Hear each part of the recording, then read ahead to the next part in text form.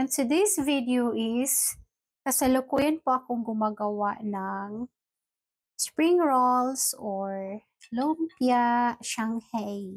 One pork po yung laman ng aking lumpia, no? Nilagyan ng carrots, red onion, garlic, at mga pampalasa like white and black pepper powder, pork seasoning, patis, oyster sauce, and cheese. Ganito po ako mag-wrap. Pag ako'y gumagawa ng lumpia, niluluto ko muna yung laman.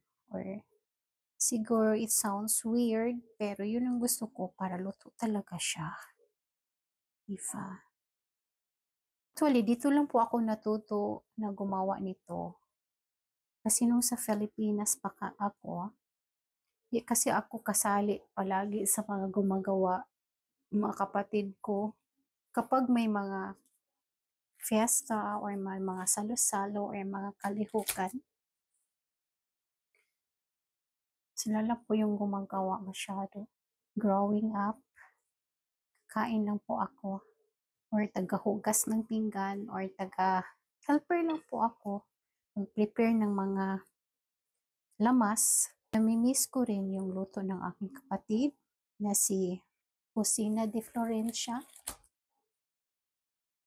Masarap siyang magluto. Talaga.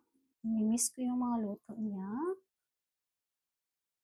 Alam niyo, hindi po ako gumagamit ng cooking oil while nagluto po ako ng ground pork because lumalabas na po yung oil sa mismong karne or ground pork pa.